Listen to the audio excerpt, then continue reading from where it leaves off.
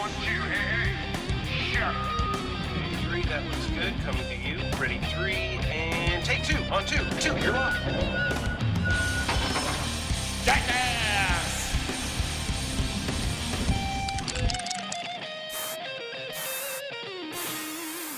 All right, it's Showtech Show once again. Another live episode here from Roanoke Studios in north of Fort Worth, Texas. This is a special homage to our Mountain Time Zone viewers. A little late coming in here today. We had actually planned to be about 30 minutes late because Jordan had some full-time gig responsibilities. Mm-hmm. And then so I went out and had some dinner with a buddy and ran my Prius out of gas and had to get that situation taken care of. And lo and behold, it's 9 p.m. Central Time, so Your car takes gas? it does. That's every few pretty years. amazing. I didn't know that a car like that would Who take knew? gas. I know. I'm I gonna thought it would never run out of gas. take it back to the dealership. Gas. What the hell? This thing ran out of gas. Oh yeah, you do have to put gas in the tank. Sir. Well, now I know that. But so that's where we're at. It is Sunday night though. It's time for another Showtech Show episode here on the Lone Star. Tonight, Scott is sadly not with us. Another person with a a has a paying life and job. Yeah. Yeah, what's that all about? I don't know about that. Dork. Sure. But in his stead, we'll be covering a little topic we came up just kind of on the air with some of our chat room participants a couple weeks back about just reflecting on industry changes we've seen in production. As always, when I've got Jordan here and me, this tends to be kind of a video-centric show. Oh, and, gosh, and drones. broadcasting. Yes. Drones. All you can eat drone talk, as The always. drone orgy. Well, that'd be weird. We'll also take a look at the job board. We'll go around and see who's hiring out there in the industry of various sorts. And, of course, we'll have your industry and technology news in our recurring news segment that we always call Next. Next! That's right. So next, first up in the news rundown, as Jordan alluded to, it's going to be Drone Mania. So this is a little story I saw about a cool new drone offering. It's a throw and shoot drone. So right there, it's my skill level.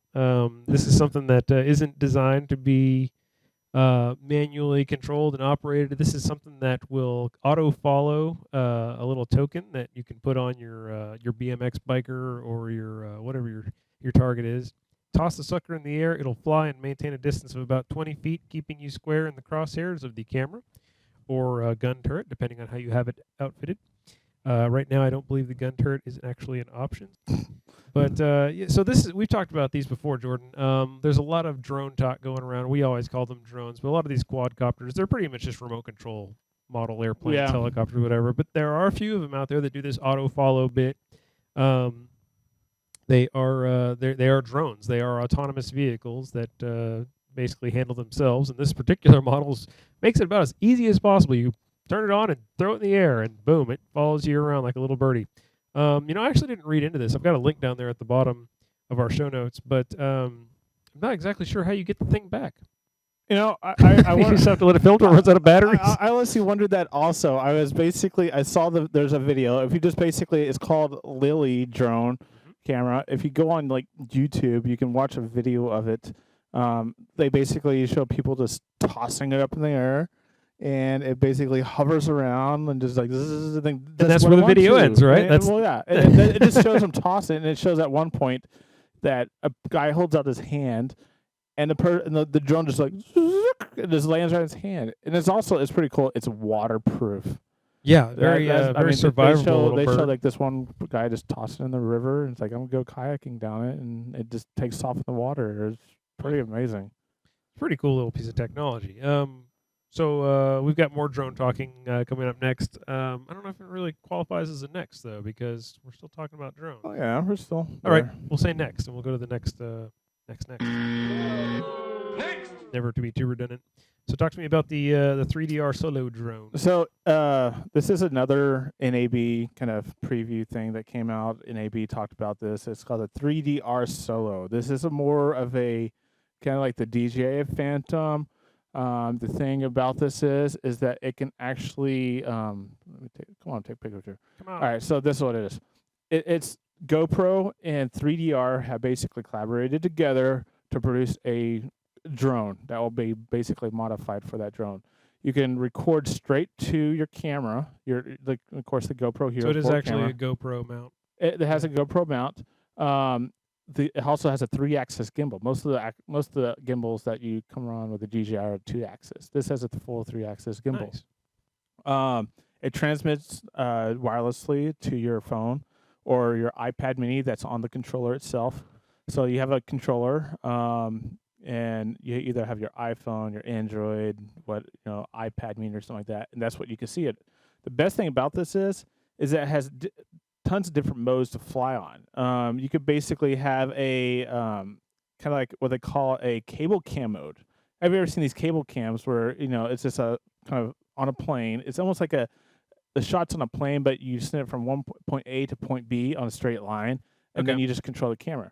Well, here you basically can set your points on the system and have it fly it, and it's going to fly it. Oh, like automatic. Tap little waypoints on the iPad, and it So goes from you'll point shoot A up to like a point B? point A and a point B, and then it'll fly that thing. It'll fly that route, That's pretty cool. and you're basically controlling the camera itself and not worrying about flying. Yeah, I really think we're going to look back on the early days of drones here, where people were controlling these things with dual joysticks and just be like, oh, it's so lame. Like, why did you spend so much energy doing it? Why didn't you just have the drone fly itself? Or why didn't you just have these pre-programmed it's going to look so basic to have these basically what are Yeah. model airplanes. In the future, these things are going to be completely autonomous and completely robotized. And that's what this does. It has the cable cam. It has the orbit where it basically will lock on and orbit around your location. Yeah, I bet you can get it some has pretty the- beautiful shots out of this guy. Yeah, it has the selfie mode where it's almost like that one where you just toss around. It tracks through your controller, so you don't have to. You basically set it to selfie mode, and it automatically will just do an aerial shot and follow you around. Also, I mean, it has a follow mode. It's pretty nifty, and it's coming out. They actually start selling it in May. They pre-selling it right now. They'll start shipping in June.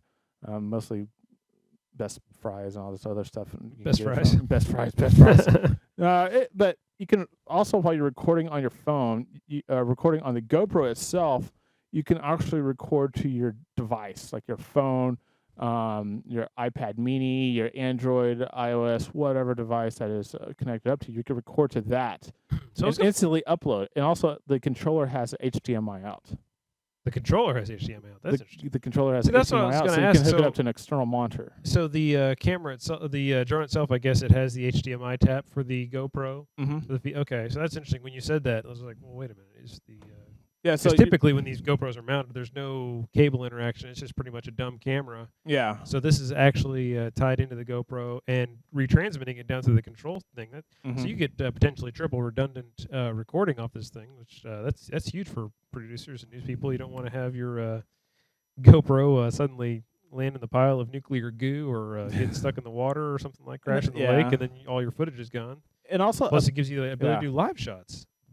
exactly which with the HDMI out. Yeah, that's pretty brilliant. And there's something else that makes it pretty simple. They basically 3DR wanted something simple that a lot of people they mess up on the takeoff and landing. That's the number one people like when they take off, it's and it's way off in the air, and then when they land it they come down too hard and it just crashes and flips Yeah. around and stuff like that. Well, this one has a built-in feature where it auto takes off and auto lands. So basically, Yeah. you hit one button, it takes off by itself, and then floats around until you get ready to take it. Maybe that's what I'm picking up on, because I said in the future we consumers will look back on the early days of drones and be like, that was stupid that you were controlling it.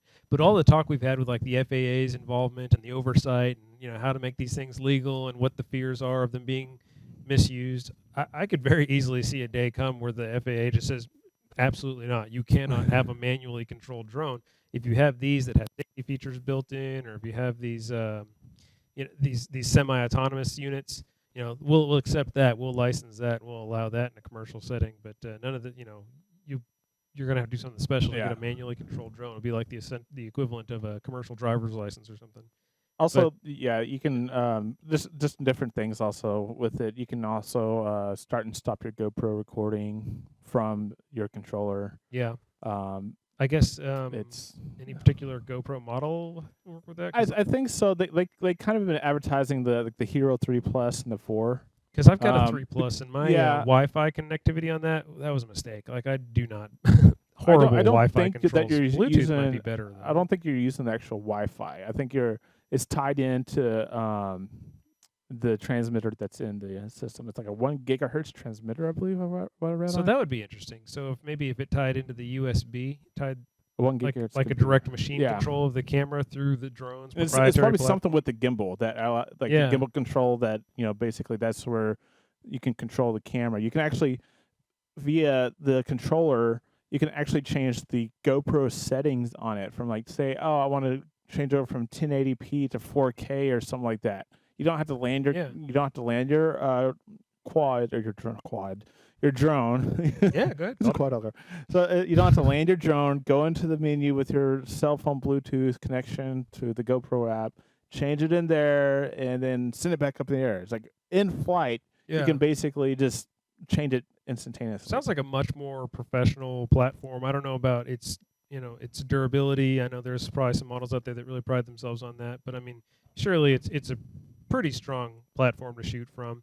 Really geared towards the live production specialist. Yeah. That's with the live output. I think you'd be hard pressed to find a better system for getting live local aerial video out of one of these things. I mean, they're great for recording and then integrating that after the fact. But if you really want to have a live shot, that's very cool. My next big thing now is what I want to see from drones and quadcopters. I want them to find a way to really make these things silent.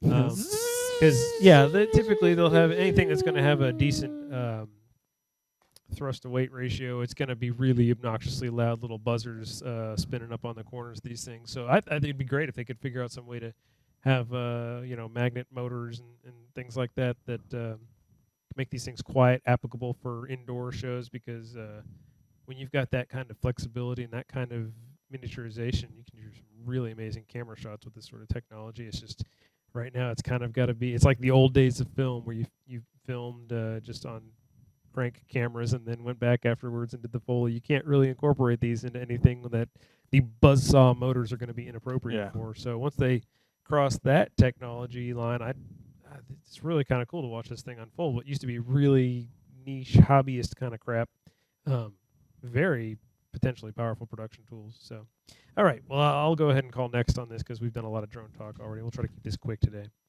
But next to that... Next!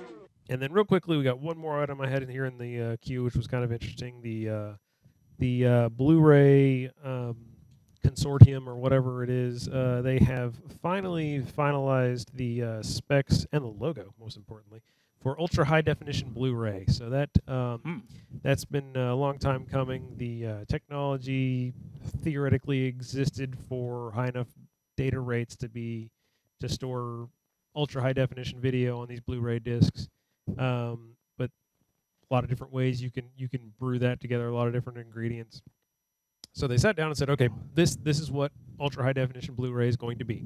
And that kind of gives green lights to manufacturers to start producing players and start making this a commercial product and start standardizing around something, because somebody just had to call it.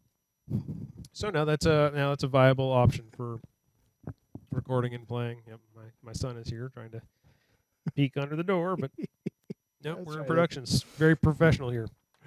We might start an hour late because I'm tired, but yeah, that's... It just reminds me of a movie. Right, yeah, with the fingers coming to the door. Yeah. Signs. Good flick. So anyway, I'm not a big physical media guy. I think the concept of discs and tapes and all that garbage, even hard drives, I think, as everything moves toward the cloud and streaming. Away. Yeah, I just I can't really see ultra high definition Blu-rays making a huge splash in the marketplace. I could be wrong. It's quite possible. I don't know everything. But yeah, it's just kind of, I think anybody who's doing, there's probably like a small group of people who buy DVDs and Blu-rays now because they want to have the archival copy at home, and maybe for people who go on vacation and stuff, they want to be able to put a disc in the player so their kids can watch it in the backseat screaming. I'm huge on streaming, not just because of the Lone Star, but just in general. I just find it more convenient. I like that portability between devices, between locations, being able to stream everything. Sucks being dependent on bandwidth, but that's less and less an option nowadays. So, what do you think about UHD Blu-ray from a production point of view? Is that something you might see cause to use? Honestly, maybe it's just I don't even watch that much Blu-ray. I have a Blu-ray player. I only think I have like 1 or 2 movies for Blu-ray currently right now. Yeah. I think it's hard to see if it's a fad that went away because now everything's going on demand and through Netflix and stuff like that. Yeah. I mean, last time I bought a disc. Exactly. When's the last time you bought a DVD? Honestly, I did buy a DVD one time because I really wanted to see the movie so bad. I had a craving for it, and Okay. it was like, and I didn't buy a Blu-ray. I just bought a standard DVD Yep. because I knew the show was shot or the movie was shot in SD, and I was like, it's gonna look like not true HD Blu-ray stuff. And I was like, I went to a store, bought it, and watched it at home. But that it's like you can download movies from Apple TV, Amazon, Yeah, there's a any of those billion places. There's a options. billion options to choose from, and it's like, and it's stored on a cloud, so I can go watch the movie anywhere I want to because it's stored on a cloud. I don't have to carry around tons of discs and my Yeah. backpack and stuff like that to Well, like worry I said, about. some people do like the archive thing. They like to own the physical copy of it, but I kind of see the appeal to that. But I just don't live in that world anymore. Honestly, you asked a funny question there. When was the last time you bought a disc? I think the last time I bought a DVD, and it was a standard def DVD.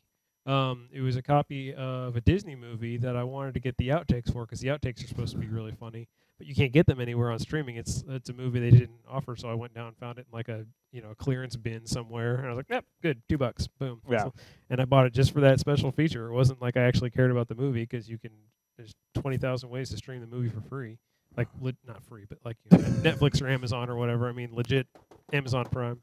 Yeah, right. Jar, open the door.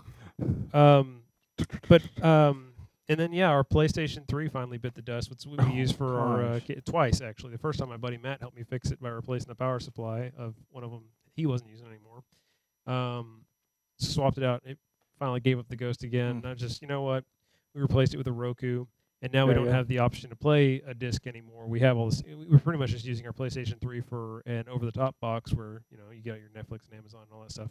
Plus, it can play Blu-rays if we needed to. Yeah. But I mean, there once or twice maybe we would use that feature. But yeah, discs are going away. But my question was, as a producer, like, do you ever need to produce things for clients on disc anymore? Is that something you do like dailies? I could see something like that it will.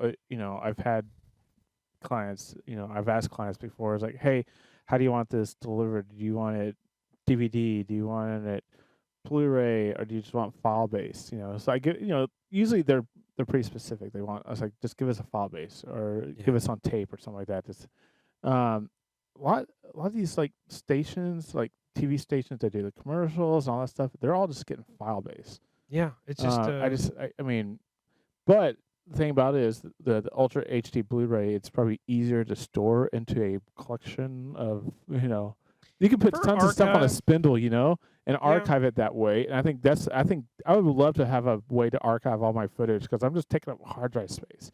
I have like probably 12 terabytes of stuff at home, just clients' works and stuff like that, where I've done some editing projects, and I have all the unedited files, all the stuff straight from camera sitting there, just gigs and gigs of stuff. I just like, where am I going to take this? Where am I going to take it? I could basically put it in a timeline and transport it to HD Blu-ray for storage. Yeah. Have all the footage onto one disc. Like, okay, here's your copy of stuff.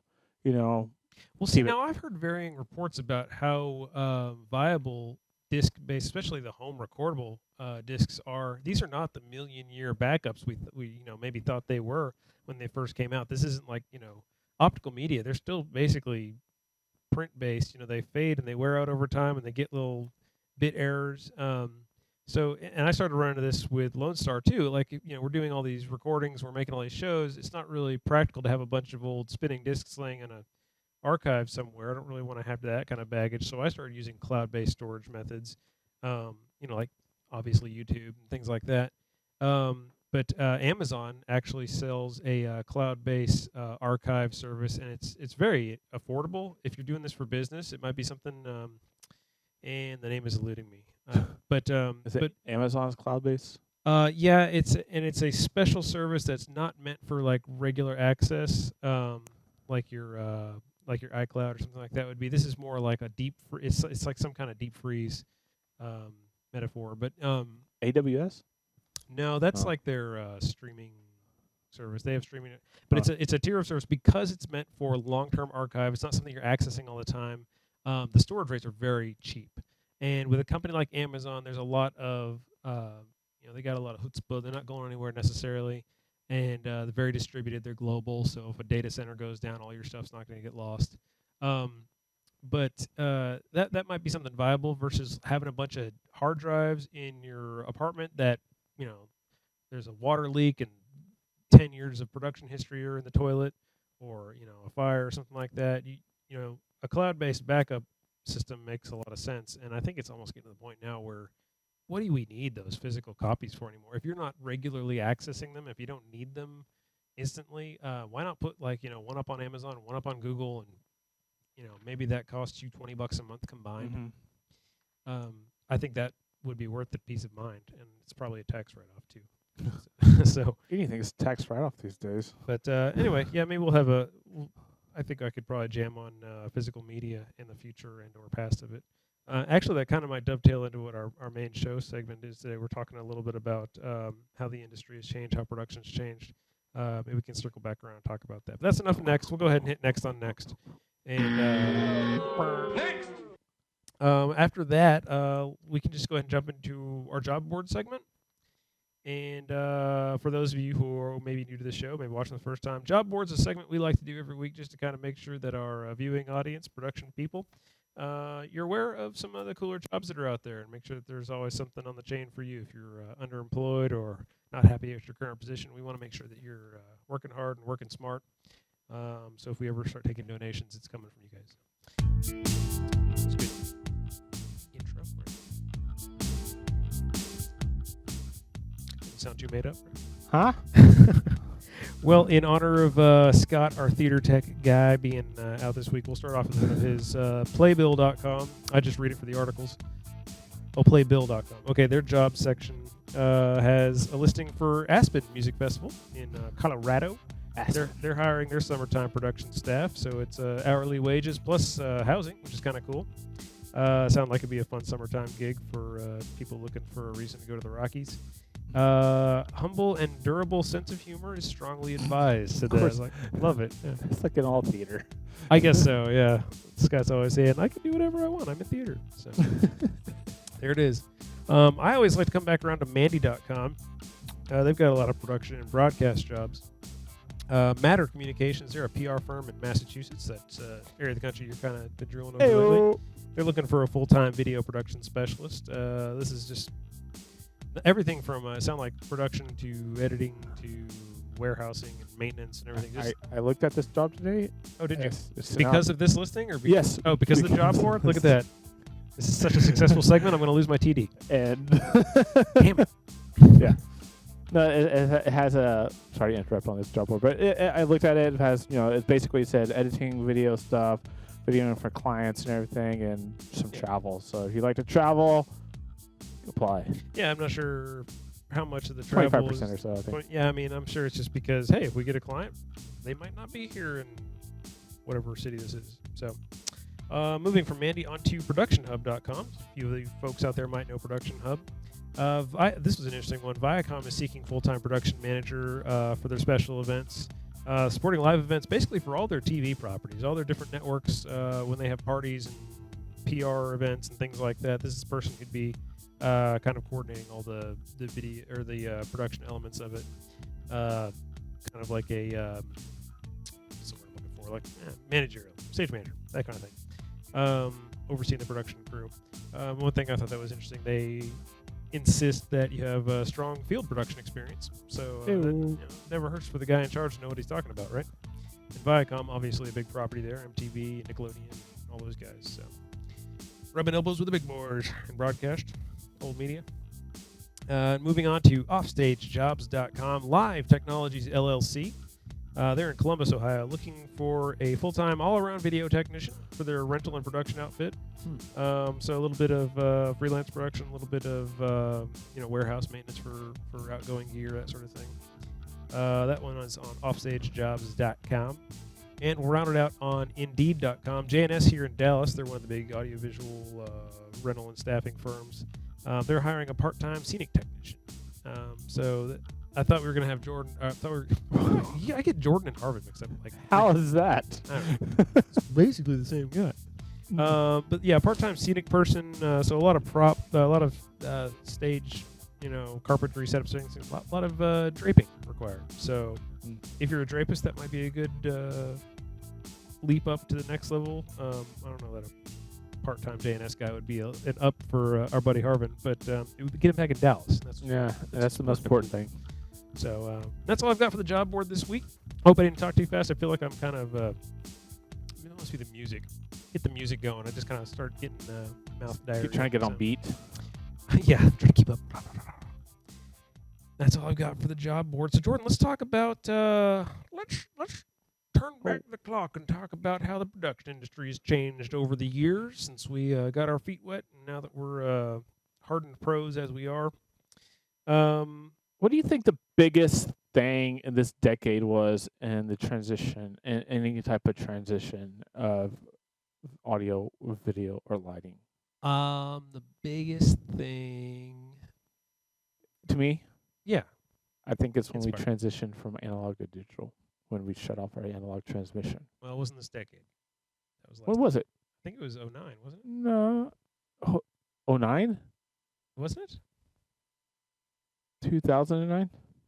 No, 1909. What? Yes, 2000. Well, okay, not in this decade, but in the past 10 years. That's what I mean. In this this past 10 century, years. maybe? Yeah. Okay, Well, in the past 10 I see years. what you're saying. Okay, I got you. Yeah, that was kind of stupid. I'm sorry. It's like not in, That was one of the things I've got. Before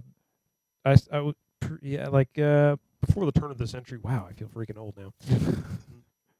I was working in television. Of course, everything was analog back then, from the recording on tapes to the over-the-air transmission, and then was loosely aware of the concept of the digital migration. And then I actually ended up working at a electronics retail outfit up here in Dallas-Fort Worth, and that's when it really became part of my day-to-day life. Just with all the televisions changing over and all the formats, and the FCC was mandating, if it's a certain size screen, it has to be digital, and that's when you heard this DTV transition. The buzzwords were out there all the time, like, oh, we're gonna have the transition. So, and that kind of came at the same time. Going to digital broadcast came, like I said, with the TVs, kind of hand in hand with the HD migration. So the HD digital thing was all happening at once, and it really did. I think that's probably that's the equivalent to our parents watching black and white TVs and now watching color TVs. yeah. So yeah, I would say that's definitely on the radar for one of the biggest changes that any of us can recognize easily. How did it affect you as a videographer, as a production guy, supporting a lot of broadcast clients? Well, the transition, I mean, it wasn't really that much from the analog to digital when working at the TV station. Well, for my position when I was at a TV station and stuff like that, because I was more in the production side. Studio? The studio productions and stuff like that. But I did have, I remember hearing the calls from the engineering department saying, these people were like, well, what happened to my signal? Why am I not getting this? Oh, the viewers? The viewers, after they basically Your flip TV the switch show off. sucks. It's It's like, all "Are you- static." It's not static anymore. It's like, well, you need to go to so-and-so place and go Go get to some Walmart and digital, get your transmit or converter. digital rabbit ears, and but I honestly, I think it's for the best. We freed up some spectrum space for other uses right now. But honestly, we were already shooting in HD at the time. Yeah, So you're kind of we're already ready in for HD. that. We were ready for HD, already transmitting HD for the cable clients and the satellite clients and stuff like that. And now the Okay. digital world enables us to transmit HD through the rabbit ears. So, conspiracy theory Rick here. I always actually thought that the digital migration was bad news for people because with digital television, you get a really great picture quality when you have it, but when you don't have signal. You have to basically point Yeah. that antenna directly at where the transmitter is, which is in the what mountain or what is what hill is that? Duncanville. Or It's in Duncanville, but Cedar Hill? It's Cedar Hill that they had this weird name for it now, where Yeah. all the massive antennas are. yeah. But your antenna has to be directly pointed at that. Like in the rabbit ear stage, you just point at the rabbit ears, and they're going to pick up signal no matter what. Right, and that's the thing. Digital now, you have to have that thing directly on it, and you kind of like slightly off, you might not get your channel that you want. And what's with analog television or radio or whatnot, if you have signal fade, you have signal fade, but you can still get the program. You have a little bit of snow, but you can usually either filter that out or just ignore it. You might get slightly less than ideal picture quality. But with digital, if it's not perfect, it's not there, and so you get no emergency broadcast. You get no, if your antenna's up on the roof and a F5 tornado just blew through town and wiped everything out, your digital communications aren't working for anything. Yeah. So I always thought that was very odd. Like I don't think that the quality that we're getting for the digital migration is really worth what we're giving up in terms of security. That said, though, I've had about 10 years to look back on it, and like what you said about the available white space now, I think there's arguably been a lot of advances in terms of wireless networking and cellular technologies and all the different bandwidth that's been opened up for various delivery methods, and that's especially huge because your old curmudgeon said, "Well, our TV's not as robust as it used to be." Well, Grandpa, nobody watches television. Everybody's checking their cell phone for updates. Last time I was sheltering in place here for that round of tornadoes that came through, I was checking my Twitter for updates. I wasn't watching television. I didn't have the rabbit ears in the closet trying to figure out what's going on. TV signal goes out. This quick. is code for rabbit ears, apparently. I'm sorry for our home viewers. What was that again? Yeah, just slow motion. It'll be the thumbnail for the. It's almost like you're milking a cow. Yes, milking cows. Good job, keeping it clean. So that was the digital migration for sure. One I kind of harped on last week a little bit was convergence, which is kind of in the same thread. But do you remember hearing convergence way too much in the late 90s, early aughts? Yeah. Convergence is where computers and television media converge, I guess. Yeah, I remember. I mean, that's during my late 90s, early 2000s. That's my high school to college transition. I mean, back in that day, I still had a CRT TV in my college dorm. Yeah. A little 20-inch CRT TV, just that's the best thing you could do is just watch it. And it was like everybody else was like, even like flat screen TVs were like expensive during that day. But it was like cell phones when they first came out. For some of us, nobody had them. We all had our pagers. We just go to a payphone, to use. I'm going off topic here, but I mean, no, I'm with you. Just. Yeah. Well, as production guys, especially you're a video editor. Yeah. It's not like you were, cutting between Betacam tapes in those days. You're using like Premiere or Final Cut, something. Actually, I did. Well, not at this time. Not at that time. Like in the late 90s or.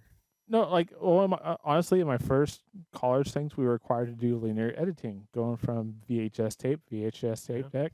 So we had a VHS A, VHS B, and then a VCR to record it. So I was on a switcher, just mixing and stuff like that. Okay, yeah, that's it. Yeah. When I went to University of North Texas, and actually part of their RTVF course, it's required that a portion of your to pass the class, you actually have to cut film. Now, I thought that was kind of cool because I think they've done away with that now. But they would actually give you reels of film that their advanced production class would just film, and you had to cut together the story like using the razor blade cutter and tape and string it together and then play it back, and just to kind of give you that perspective. I mean, obviously nobody does that in the real world, but I mean, well, I guess people do.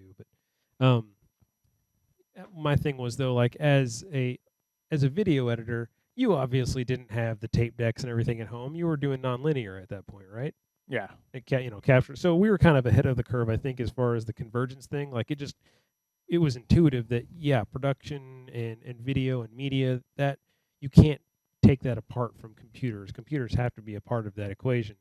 And now you've seen that expand. Your audio chains, everything is delivered over IP. Venue projection, all of that's done over Balins now. That's transmitting over a coax or over a Cat5 cable. So it's genius. It's great. Oh yeah, I mean nobody's running 5-wire cable anymore. These big honking wires. I mean, really, it's if you go back and look at convergence for the, I thought it was the most annoying buzzword at the time. Like convergence, it's coming, it's coming, it's coming, and then now you look back at it, it's like that was a pretty sweeping thing, possibly to even rival the digital transition for broadcast, and television and radio, but just the fact of try to find an element of video and broadcast production that doesn't incorporate or lean on computers or IP technology, and it's just not there anymore. Like even like your lighting grid, a lot of times now those are computer consoles and digital DMX and But even for stations now, like TV stations, stuff like that. Back in the day, they had to have a person in the master control room 24 hours a day, 7 days a week, just to make sure that nothing crashed. Everything was maintained. The shows were basically playing back to back and stuff like that. Putting tapes in, playing. But now it's through the computer systems. We switched over to fully automated master control rooms. So now I think the FCC still does require a human being to be at the transmitter. Yes, they not at the transmitter. They don't have to be at the transmitter. They still have to be at the, like, for instance, some stations they had to be in the master control room for I think 8 hours a day or something like that, and they still had to log the reports and do logging and follow the reports and stuff like that. So it's not like the person is empty. It's just basically the person's not there 24 hours a day. It's not manned 24 hours a day. That people actually will do a 9 to 5 or 9 to 6, log their hours, make sure they're logging the thing, and then record it, and then everything else is fully automated. The way the show's running, it's automated. Basic computers back there going, play this, and we're going automated. Yeah, whether or not there's someone there 24 hours a day by law, their job has gotten super easy. Like, cause there's no running back and forth between tape machines, and there's no re-racking carts, and there's no manually switching things. It's just pretty much just sitting on your iPad there, beep, beep, eating Cheetos. Yeah. Good gig. a lot of master control gigs. Like, no, I basically would walk into a master control room at a TV station, and the dude's just basically watching YouTube videos and playing games. Yeah. Because he's done his logging for the hour, and he has 55 minutes to spare, so he's just watching videos, headphones in, listening to music, whatever.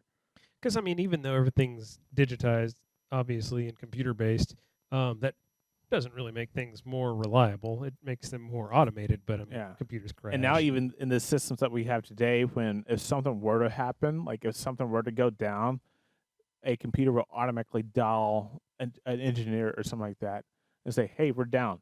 And that person's going to get a phone call and immediately take care of it pretty quick. It's not down for 6 or 7 hours at a time. In the station I used to work at, they had actually a robot that would come in and slap the master control guy if he was passed out drunk. So he'd be like, oh, thank you, Dark Overlord. Thank you for your assistance. And that's how they incorporated computers. Anyway, beyond that bullshit and past the digital transition through convergence. Now we talked about it earlier in the era of the cloud. And one of my favorite terms is there is no cloud, it's just somebody else's computer. It's true. It's to say that physical media is dead is kind of stupid because obviously the cloud is a concept. It's actually hard drive somewhere, ideally in multiple striped places so that if one hard drive goes down, it's there somewhere else. And then you got things like your solid state media that are replacing the old spinning platters. But in order for media to exist, it can't just constantly be streaming from point to point. It does actually live somewhere. Yeah. There is still a point of origination. But as far as, I still know a lot of producers who are kind of squeamish on moving to converged recording. Like they didn't want to do any hard drive based recording, or if they did, it was like, well, we're still rolling tape because tape is a known. I can trust my tape. Yeah, I've heard that. Computers are garbage and they go down, and I can respect that. But now we're way beyond that conversation. I don't really think there's anybody out there who still rolls tape on shows. If they do, you're probably charging your clients too much, and you just need to hire a better IT guy. But yeah, so you'll be recording on something locally, obviously. But it's getting to the point now where you're streaming it or you're pushing it live into some sort of cloud, some sort of off-site based recording, at least redundantly. In a lot of cases, that's the only thing you're doing for really light broadcast events like your YouTube lives and things like that. That all goes out in the cloud and gets recorded as the people see it. and then it lives somewhere else for you that's accessible instantly everywhere, which is very, very convenient for portability. If you're doing production dailies and stuff, it's out there as soon as it's done shooting.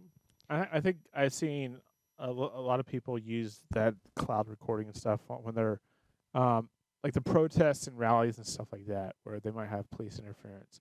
Is that they'll be on live stream or YouTube and stuff like that, hit and record, doing that in case a cop comes up and arrests them. You know, If someone confiscates the smashes phone, their it's phone like, hey, or whatever. Yeah, it's not on my hard drive, it's not my phone, it's also still on the cloud where I only have access to it. And, that's huge you know, for that's something big. citizen journalism applications down there. Hopefully not here in the United States as much, but I mean, obviously, applications. But around the world, the cloud's huge, and it used to be this kind of. I know in corporate environments, a lot of companies were very iffy about cloud-based things on that old paradigm, on that old mantra that it's somebody else's computer. We want to own everything, we want to keep it secured. But yeah, there's a lot of applications where the cloud has proven its value as far as a production architecture. And that's a huge change too. I mean, it's almost like at the end of the day, what do you have to show for it? You don't have a big stack of tapes that you've done. You don't have a bunch of hard drives full. It's out there, and it's kind of like, well, all right, I'll just turn off my computer and go home. So let's see. So we kind of talked about IP production. That was kind of another one in the convergence wheelhouse. But like audio boards becoming all IP based now. So instead of having, XLR, balanced cables run all over the facility, doing all these million things, you've got basically just a computer network that lives alongside your data network. Yeah. And even lighting's gotten to that point also. Yeah. So everything's getting to more of a IP kind of networking process of you have one central hub and then everything runs off that hub. Yeah, it's opened up some opportunities for wireless setups too. I mean, that was always kind of the dream. Was let's do wireless and wireless. Mm-hmm. There's kind of jokes about wireless power out there, but that's kind of like the last holdout. It's like, how do I get high voltage to go wirelessly? I don't want to lay cable. But pretty much everything else is. I mean, they've got great solutions for wireless high definition, like that drone we were talking about early. I mean, you could even have an unmanned wireless remote camera. I guess it's manned because there's somebody at the controls, but wireless audio continues to be the lazy man's stronghold. Wireless DMX control. If the lights aren't physically wireless, powered wirelessly off batteries or whatever, they're for sure controlled wirelessly. Yeah. In a modern layout. Well, so we're talking about some like lights. I know Philips Hue has these LED lights that are basically connected to a Wi-Fi network. Yeah. That you can kind of a home-based consumer. They're still ran into a power into the socket, but you can basically from your phone go in there and just turn them on. I could turn them on from New York City if I wanted to. Yeah. And it's all so done not just wirelessly. local IP, but actually over the public internet controlled. It's it opens up the unmanned or remotely manned production thing a whole lot. So you don't really. I mean, you'll probably always need a travel crew for something for doing remote events, but we're very rapidly approaching the future where you've got one production core team at the world headquarters in Atlanta and a bunch of remote studios around the world that have robot studio cameras and IP lighting grids and audio that's all networked. And they could be like one guy there, just your master control operator, just watching YouTube videos. But big changes, I would say, over the last. Of course, we knew we were going to be harping on video stuff a lot. Because that's why we don't have a lighting guy here. That's the lighting guy provides a little balance a little bit. He adds stuff into the lighting world. What would Scott say though? Like what has changed from lighting or theater? He's also kind of our theatrical, our stagehand expert. I think he had a lot of stuff to say about the transition from maybe in the lighting standpoint of going to an LED and stuff like that, more an LED based lighting inside the theater. Yeah, I bet your electrician would say a lot has changed. Just power consumption requirements and longevity of instruments and reliability of instruments and uniformity of instruments, because those light emitting diodes are going to be a lot more accurate, less sensitive to change over time than HML bulb that's going through a lifespan, hours count, and lumens output is changing sometimes variably. I bet that's made. I wouldn't say that it's made the lighting man's job easier, but I bet it's made his job more predictable. I mean, obviously he's doing something with his time on set, but maybe it's not putting out fires, figuratively and literally as much anymore. But maybe it's more trying to figure out what to do with this. Where you used to have a field of instruments to create an effect. Now, arguably, one single instrument could do that. So, kind of the standards for what you're expected to produce go up a lot more. Or if you're, into it, you set the standard. What you want to produce goes up more. But like your stage productions, a lot of stagecraft, a lot of acting, that's probably stayed fairly standard over time. The technology can't touch everything, and the human element arguably hasn't changed that much in the last 20, 30 years. I mean, people are people. Maybe something like maybe people get their acting coaching over Skype now, and you're rehearsing with your iPad instead of a bunch of paper scripts. I think that's how most auditions are happening now these days. Well, with the enhancement of video cameras, so the director can basically record it and play it back over time. Before video cameras, like small personal video cameras were invented, the director would write down notes, and he would be distracted by the notes. He wouldn't get to see the person acting. He's too busy writing down notes, like doing this on a piece of paper, not writing down notes. Now he can basically watch the person perform, and then make his assistant right now. Make a decision yes or no, and then like watch it back later with a video camera, but also with certain auditions that you can basically do through Skype. I've done interviews in the past, like interviews for jobs through Skype. No joke. Because they probably didn't want to fly me out on their dime to Miami or whatever the place is. Yeah, well, especially like, for hey, international help, that's a huge way to pull in. Let's just go to labor. your nearest Skype location or your nearest FedEx location that Starbucks. does mobile, does video conferencing, and you're sitting right there, and as long as your shirt looks nice, you're fine. You could be wearing shorts. The guy's not going to really notice that much, but you're right there with the desk. Pantsless interviews. Exactly. What has the future brought us? So I guess the one thing I want to touch on too, considering we're a streaming network and everything we do here is video streaming, and we're big on streaming live events and that sort of thing. Streaming as competition for actual live attendance for events. That's something I know a lot of producers and event coordinators are kind of leery about. It used to be the concept of like, oh, we're going to have news cameras here. We're going to be able to broadcast this thing, so it's going to be available to a larger audience. That used to be like, of course, yeah, that'd be amazing. Oh, we'd love to have that now. But now that's so ubiquitous and it doesn't cost anything that people are having to make decisions like, well, do I want to stream this? Do I want to have this available to a broader live audience? Because that might sacrifice the locals who otherwise would have come out of curiosity. Now they're just going to check it out on the web and not really come in. So I'm going to have an empty house. Yeah. So how do you think that's affected? Like, especially from a house of worship point of view.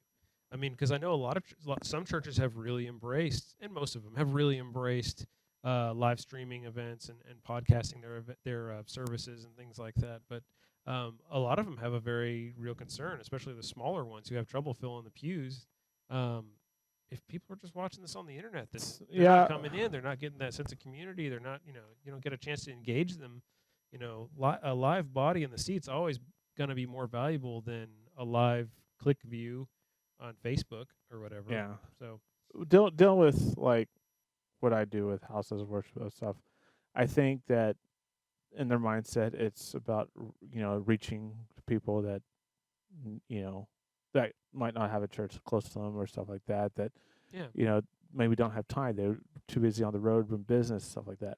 But I also think that there's a something that's missing is this connection usually that you have with a smaller church that doesn't do, web streaming or broadcasting to other campuses and stuff like that. Because there's numerous churches out there that basically they'll plant churches all around and they're simulcasting from one main campus to these smaller churches, and the only type of preaching that those satellite churches can get is on projection screens. You know, who would Yeah. who would have thought about like 30, 40 years ago that was possible?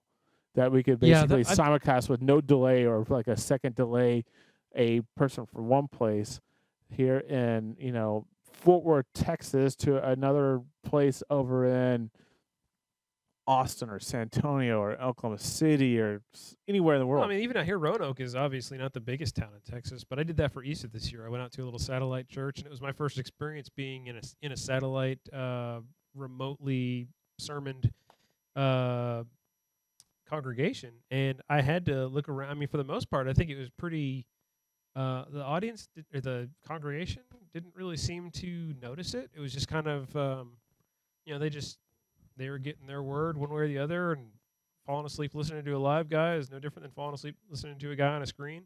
But for me, it was very 1984. I was just kind of looking around at, like, I had to just stop, and like all these people were just staring at a screen and like responding to it, and it was like this. It was like watching an interactive movie or something. It was very weird. You know what's pretty funny though is I've seen where they'll actually have a live speaker in front, it's live, right in person talking there, and still people like the first, second, third row are watching the screens constantly, even though he's right Oh, there that's in front true. of Like them. your iMag. Yeah. Yeah. So they I've- look I've at the been guilty iMac of like that. It's that. like you're right in front of there. It's like I've been guilty of that also. It's like, I'll be in there like the guy's there probably 30 feet from me, but I'm still watching the screen. It's like, okay. Yeah. Well, I think as production guys, video dudes, we're more apt to watch the screen because in We're some looking part for of our brain, mistakes. yeah, we're watching the shot. We're looking at the composition. We're looking for we're glitches and we're codec critiquing errors. so bad. Yeah, I mean, even if it's not like we're planning on going and giving a strongly worded letter to the production manager, we're still just kind of looking at the technology side as part of what we do. But I know what you're saying. I've seen a lot of people who clearly aren't production people doing that same thing. Like there's a physical human being 20 feet away from you, Yeah. and you're looking at the 100-foot screen that's 90 feet away from you. And like I think that's just part of the culture has become more screen oriented. Whether it's your iPhone or your home television, people are more natural and more comfortable looking at a flat panel display than they are looking another human being in the eye, and that's weird. Great for us as video professionals because that means the world is our oyster. But yeah, that's so. At some point, my take has always been that having the broadcast, the webcast, the live event streaming, that's always a value add. I mean, yeah, you might lose a few local people to the webcast, like not showing up in person, but I think you can circumvent that with door prizes, or I mean, Show up now and receive. something. I mean, get the free T-shirt, and then it's more value-added marketing after the fact. But those people who didn't show up because they weren't sure if they wanted to watch the webcast or come out in person, not going to be pretty heavily engaged anyway. I mean, if that was enough for them to just say no, then I don't know what you're really losing in that case. Plus, you've got the potential of it going viral and getting way more reach than you ever wanted. I think So- if I had the choice to like watch a webcast service or something like that at home, I probably would, because that means I could probably sit in my underwear and still be in bed and be comfortable eating and all other stuff and watching the service. Well, why are we talking about? Let's ask our in studio audience. What do you guys think? What would be better? Oh, you guys all like to watch at home because you're not here? Okay, well, there you go. So it's definitely more comfortable to be watching on a screen. But yeah, I don't know what that says about us as a culture, that we don't integrate with people that well anymore. Or maybe when we do, it's more novel. It's like kind of like movies were. I remember when I was in high school, it's like we would go see like 3 movies a week just because movies. That's all we had to do. And now it's kind of like, I don't want to go see a movie. Or if you do go see a movie, it's like because everybody's got their home theater set up now, and it's like, oh, this is better than movies. I'm not going to go out to an actual theater. But when you do, it's like a special Yeah. occasion. It's like, oh, I went to the theater the other So- night. I say this: if you're watching this right now, get on the chat. If you're watching this on YouTube, leave comments right down below. We Yeah. want to get your opinion on this. We really do. We want to get your opinion about this transition, convergence, and all this other stuff. Feel free That's to a just huge, leave it and there. that's one thing we did try to do on our channel here, and a lot of the webcasters out there will do. It's really, I mean, it's almost baked in now with all those mainstream services like Ustream and Twitch, but having that interactive chat to accompany the live experience, TV's I've not a seen that a passive lot. viewing anything. It's now an interactive two-way street. you can communicate with the people on the bullhorn end in a meaningful way. You can cross communicate with other people in the audience. Live tweeting events is a big thing now. People will, have that community experience as they're watching the Tony Awards or whatever. They're not satisfied to sit back and passively view something or talk with people in the room. They're communicating in a whole way. Do houses of worship do that a lot? I mean, in your experience, is live chat something that has come? Yes, to church? I have seen that. That usually there might be a member of the staff or something like that with the church or something like that, interacting with the people. Like you say, the person needs prayer, they can click on something and they get prayer, and are immediately chatting with somebody for prayer, or just an active chat room. It kind of gets a little more personal a little bit. But my goal would be, I would want for all churches to kind of embrace the streaming video thing, just as a way of if you chancing need into help, catching somebody else. And be sure to call us here at the Frontier Television. Frontier We will Television. help you with your streaming needs. I've actually always wanted to do that. Go do like a sunrise sermon or something. Just go out on the plains where there's just like somebody's Well, we putting have an old wooden cross up on a hill and have Pastor cowboy church. Scott. That's true, Pastor Scott. I don't know if he's a Christian pastor. He seems like an internet pastor to me. Now, in all seriousness, I think churches, I think they should do that kind of live streaming thing, but then don't just leave it there. By all means, like have a team of people in chat to catch people, because I think a lot of people to religion would be. I think a lot of the barriers to going and getting involved or finding out more, or asking questions, it's weird going to some congregation you don't know and hanging out with a bunch of strangers and getting all emotionally deep and everything. But if you can kind of sit back and just absorb information through a safe screen, but then not sacrifice the human interaction that comes with chat and everything, I think that would be a huge way to get to maximize your outreach and still retain your humanity. Which is ironic, because when chat rooms and everything first came out, that was like the opposite of socialization. Was people were like, oh, these nerds, they're just they're too afraid to talk to girls, so they'll go hang out in chat rooms all day and blah blah blah blah. And now I think the coin is kind of flipped, because there's pretty much everybody's just staring at their phone all day. It's like, oh, you just want to stare at your phone. You don't want to get to a chat and talk to somebody. Yeah. Like the chat room is now like the big social gathering. So, and real life just doesn't ever happen. So very weird. But some of those were production related changes. Some of those were just technology related changes. Yeah. Anything else on that? Or, I think that's it. I mean, we can go on for another hour talking about this subject, but I think all right. Well, let me get a refill. No, just kidding. Everyone's like, no, no. it's 10 o'clock in Mountain Time. What are you doing? Is it 10 o'clock here? It's 10 o'clock here. It's 9 o'clock Mountain But Time. aren't we in Mountain Time now? Because I called it at the beginning of the show. Or 9 o'clock Mountain Time. Okay, well, you have our outro music loaded? You do. Look at it. So good. Look at that music. It's beautiful. So next week, this is that series I was kind of teasing last time we talked with you and Scott. I want to start doing this series about places we've been. Oh, yeah. So maybe we'll do a couple weeks of this, just kind of hitting the high points. I'm voting.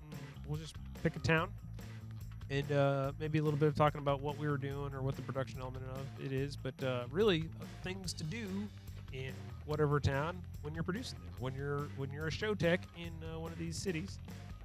Stuff, cool scenes to check out, things you don't want to miss. The earthquake ride comes to mind. That's where was that at? That was that's in Tennessee, Gatlinburg, Tennessee. So If much fun you're to do. in lovely Gatlinburg, make sure you check out the earthquake ride. But little pro tips like that and more in the next few weeks upcoming. So, as remember graphics this time? I'm ready. All right, he's got it this time. You just talk about it. So if you're just watching us live, or if you're not, you can find more of our episodes on YouTube. Some of the past productions we've done. You can kind of keep up with the playlist there. We are youtube.com/TV Lone Star. Perfect. You can also connect with us on Twitter. We'd love to hear from you. We're at Showtech Show. Send us a tweet. Follow us. That's where you'll find all of our late-breaking news and updates, such as when the host is We'll tweet when we're about to go live. we will tweet when we're going live. For all you angry people that showed up at 8 p.m. Central going like, what the heck, Rick didn't show up till 9. You would have known had you followed us here. You can also follow us you can also communicate with us the old-fashioned way via email. You can email to showtechshow@frontiertelevision.com. And please join us each week here on the Lone Star at usually 8 o'clock Central. FrontierTelevision.com is the website. And not only is that the live video, but it is the chat room. You can interact with our studio people here as well as our other faithful viewing audience. And that's all we've got for tonight, folks. We do appreciate you showing up and joining us for another Showtech show. We will see you next week. Good night, everybody.